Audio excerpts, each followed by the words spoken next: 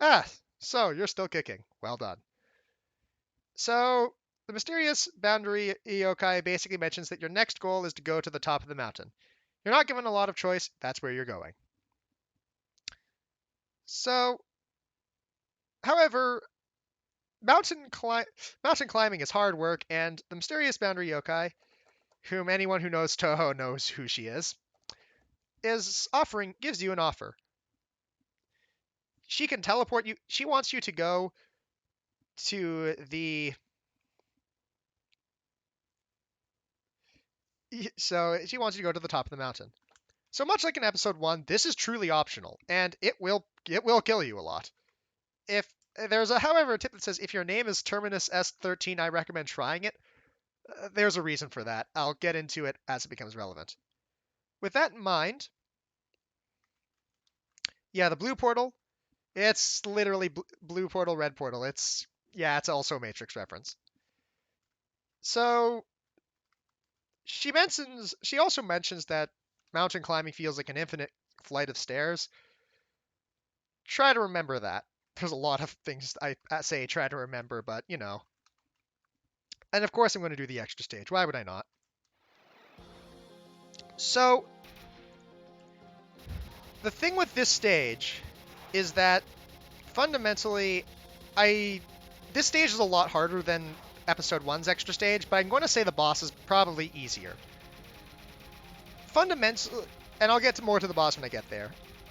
This stage is based on Touhou 11's extra stage, musically and enemy-wise, but the environments are much more based on Touhou, on a few different games, actually.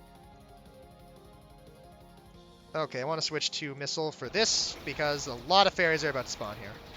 And these fairies are somewhat erratic. You might notice.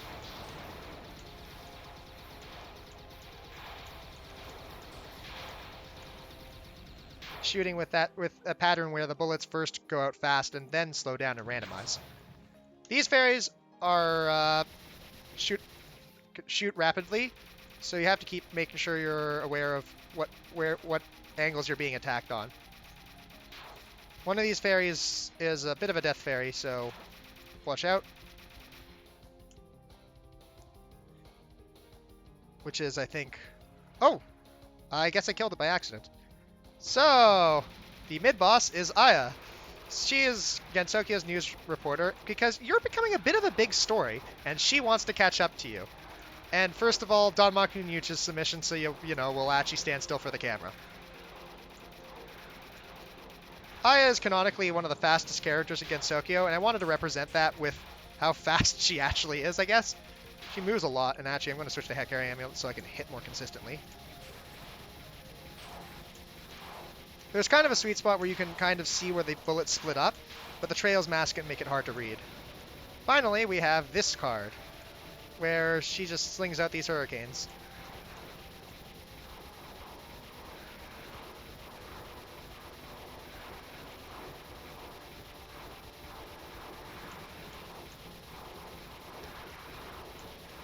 Wow, that was one of my messier Ayas.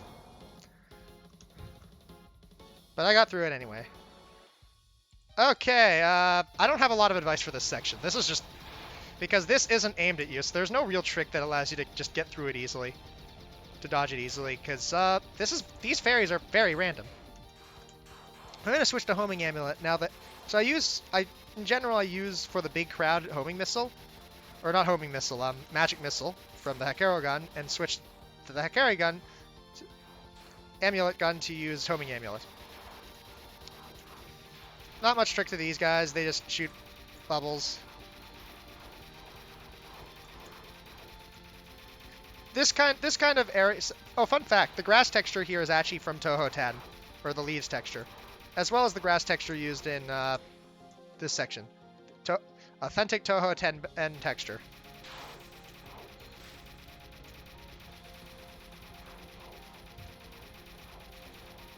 And more of these guys, so I'm going to switch to Illusion Laser to snipe them out.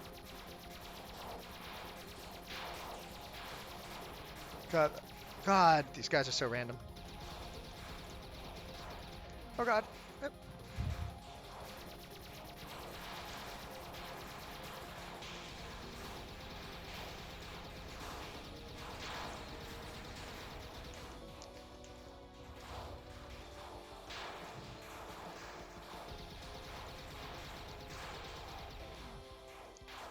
Snipe.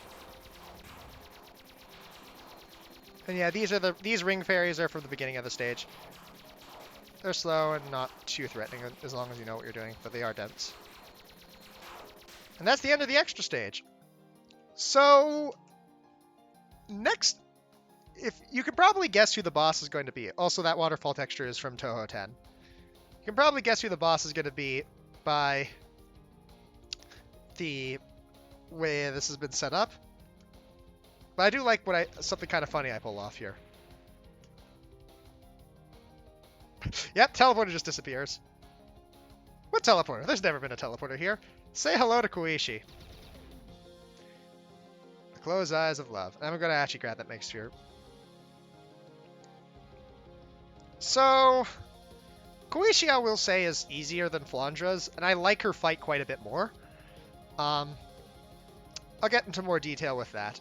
Fans of Touhou 11 will recognize some of the spell cards, but unlike Flandre, her fight's not 100% taken from... is not 100% taken from Touhou 11. I'm actually going to grab the Mega Sphere. I don't need the health, but I want to demonstrate that you can actually win this from the Mega Sphere. So, these non-cards are a lot more complex than Flandre's are, but you also have a long-range weapon that has infinite ammo, so you want to utilize that fact.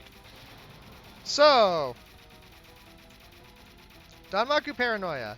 The way this works is that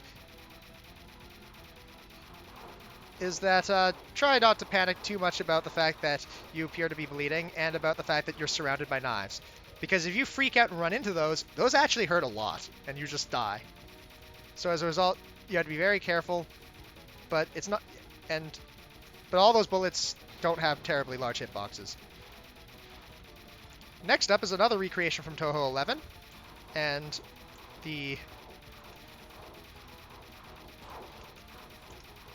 this is, yeah, all of these patterns are taken from Touhou 11 essentially. Go like that. You didn't really dodge this the same. You didn't like dodge this the same way. Oh yeah, this card. Have fun. These hearts bounce off the walls, so make sure you're keeping some attention to your surroundings, because these hearts, the trails will damage you. So you have to be careful because of how piercing projectiles work. If you run into one, it will damage you the entire time it's in you.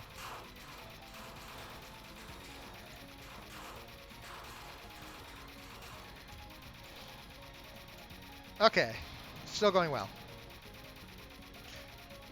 I got this pattern to work in the Doom engine. I win.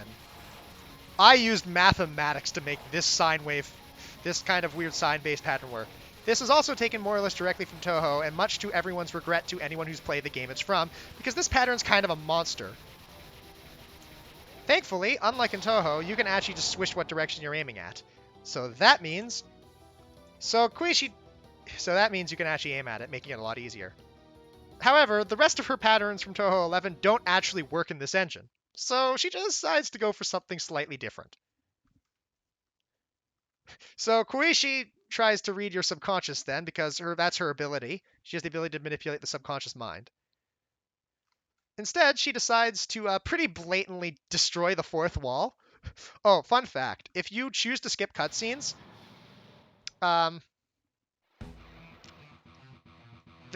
she has a special dialogue where she just mocks you for trying to skip her cutscenes. So, you might notice that you have your danmaku weapon stolen. That's because... I mean, what do I say to this?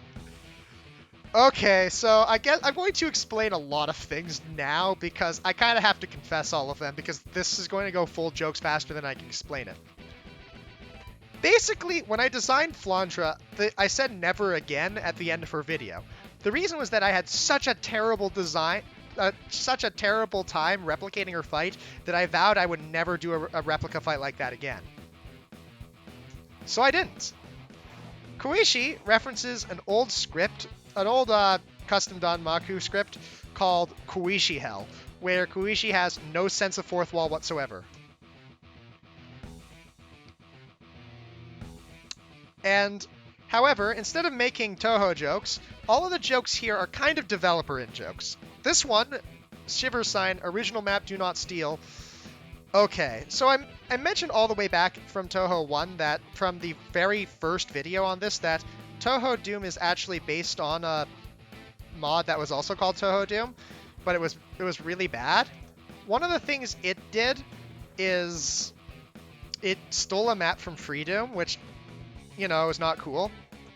However, when Terminus S13 streamed it live, and I watched that stream because of course I did, but the fact of the matter was, we were all disappointed from that twist. It was just, really?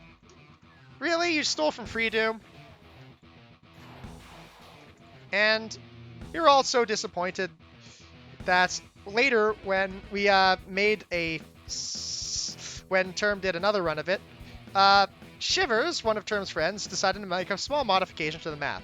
That small modification to the map was replacing it with the first map of Doom. Anyone who knows Doom knows this map. The one major difference, as you may have noticed, however, is that danmaku enemies are that all of the demons are replaced by their danmaku variants. So it's a fair bit more dangerous. But even still, yes, this isn't hard. It is entirely developer-in joke.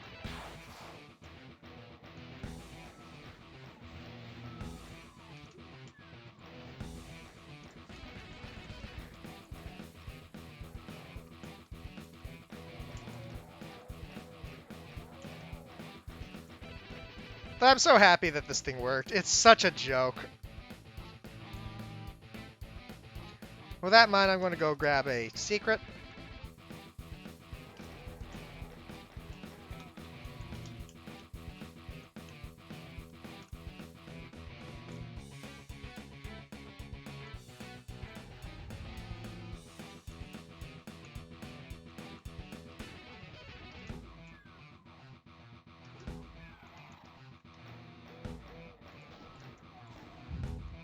So yes, if you ever want to know how far am I willing to go for the sake of a joke, this far. So yes, I realized I was not going to be replicating Koishi's spell cards because some of them do not work in this engine at all. Like, it was never going to happen. So, if it was never going to happen, I knew that I was going to have to do something different. And as a result, Koishi has often been the fourth wall breaking joke character of the fandom, of the Touhou fandom. Okay. Koishi then breaks the HUD and now no longer has life bars. So the joke for this spell card is that my brother, who I may mention was Touhou Doom's primary tester, has a tendency to break everything. He's very good at finding bugs, much to my annoyance. So that card is just designed to be featureless, takes place in a completely blank room, and has absolutely no way to break it. This card was Yol, a friend of Term's, when he was looking at the original Touhou Doom, found out that it needed a set scale. It used a set scale, meaning that it was not Zandronum compatible at the time. However, it needed a set scale, and used it precisely once, despite the fact there are a lot of times where it should have been used. Fun fact, that spell card is not coded with a set scale, just to annoy y'all. This spell card is called Untitled Sign, which is me. I didn't playtest this at all. And that is because I didn't playtest this card at all. The entire purpose was just to be a joke, and my biggest habit is that I'm very bad at remembering to test all 4 difficulties. I basically only test Lunatic. So, the next thing is Terminus Sign, Philosophy of a Hated Candelabra.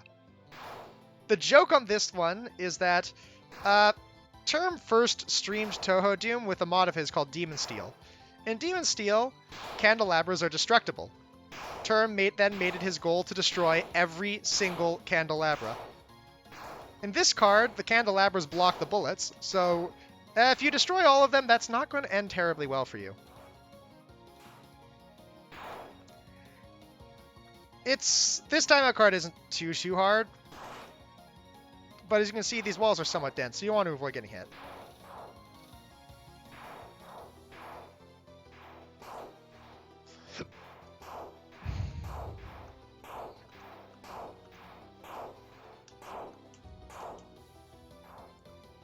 And now we get to where this thing actually picks up.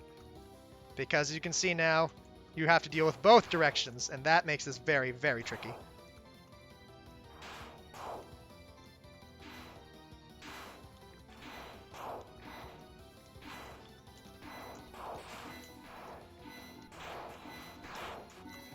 Okay, grab that Megasphere at the right time.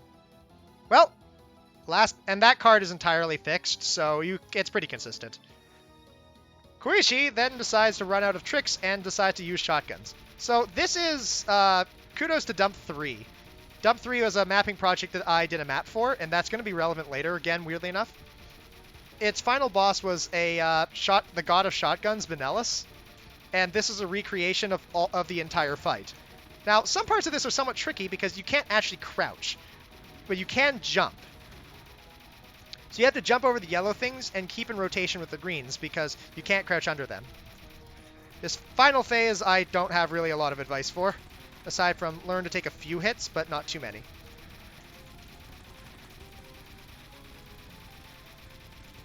You can kind of misdirect it like I'm doing here. And like that.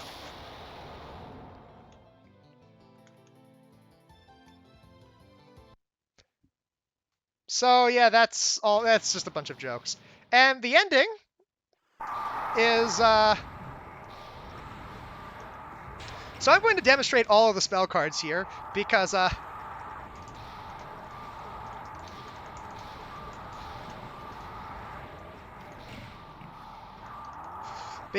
the way, you're on one of those damaging floors that ends the map.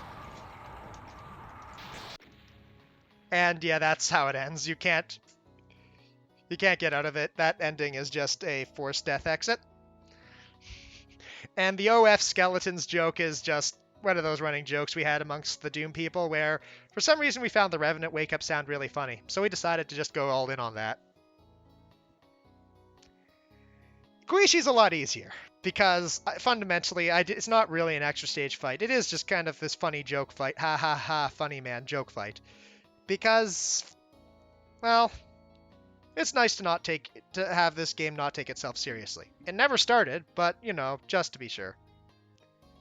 That's the end of episode 2. And yeah, that extra stage went a lot more smoothly than my first extra stage did because fundamentally I knew my limitations. I knew what I was just not going to try and implement, period. But it was a good time for some funny jokes, and I do like it. Episode 2 it came a long way from episode 1. The environments are more open, they're more, if not more detailed, but they feel a lot more Touhou-like. And in general, I am pretty satisfied with how episode 2 came out. It also contains, as I said, the first map that I just really liked. It was good. I'm happy with it, and I'm shame about having to re-record the MAP16, because this would have been, again, all first attempts.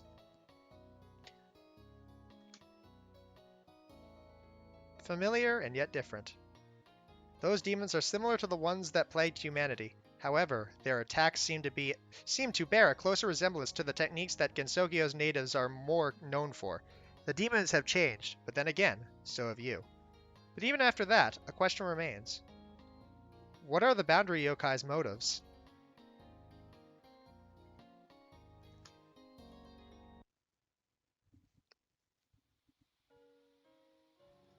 And yeah, that's episode 2. There's not much else to say about it aside from the fact that it's pretty crazy, but it is where the mod really picks up. Next up is episode 3, and let's just say that I'm looking forward to it.